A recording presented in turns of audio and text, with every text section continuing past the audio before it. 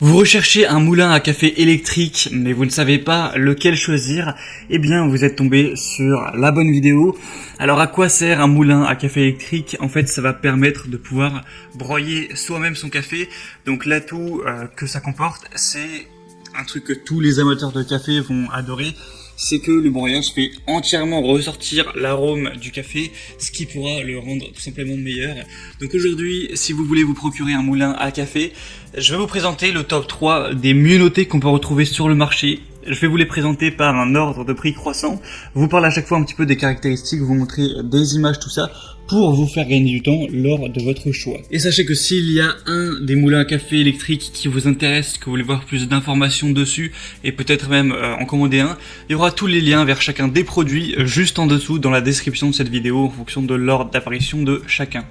On va donc commencer tout de suite avec le premier qui sera le Bosch moulin à café TSM 6A013B Kitchen noir. Donc celui-ci a vraiment un prix très abordable, un prix qui est en dessous de 30 €. Ce sera le moins cher donc de la catégorie. On va avoir des superbes évaluations avec 4,5 étoiles sur 5 sur plus de 3400, ce qui est un super score. On aura une lame précise avec un couteau en inox pour une mouture fine vraiment parfaite. Ça va fonctionner uniquement bien sûr si le couvercle est fermé.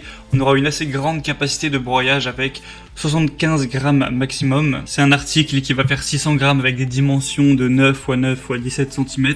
Donc si vous avez un petit budget pour ce produit-là, que vous n'avez pas besoin d'une grande capacité, que 75 grammes ça vous suffit, eh bien ça peut être un très bon choix. Pour avoir plus d'infos dessus, ce sera le premier lien dans la description.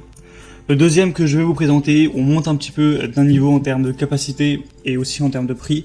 C'est le Melita Molino noir-rouge 1019.1 moulin à café électrique. Alors celui-ci sera un peu plus cher, là on a un prix qui est plus dans les 40 €.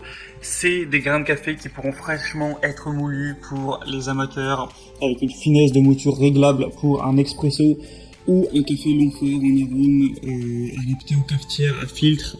Les cafetières aussi italiennes, ce sera possible, et aussi les cafetières à piston. On aura une mouture du café qui sera personnalisée avec une meule plate professionnelle, 17 réglages de mouture avec une quantité de café ajustable de 2 à 14 tasses avec une capacité maximale de quand même 200 grammes, ce qui est mieux que pour la première. Vous aurez une utilisation simple, rapide, il y a juste à remplir le réservoir à grains, à régler la quantité de la finesse de mouture et vous n'aurez plus qu'à appuyer sur le bouton et ça va démarrer. On a une puissance de 200 watts. Au niveau des petites fonctionnalités, on aura une faible consommation d'énergie avec un arrêt automatique, éléments amovibles comme la meule, un réservoir à café en grains et un couvercle et un réservoir de café moulu. Donc tout ça pour un poids d'un peu plus de 1 kg, des dimensions de 16 x 25 x 9 cm.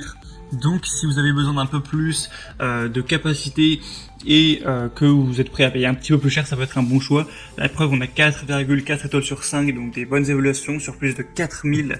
Donc ça donne vraiment confiance envers le produit et sa qualité.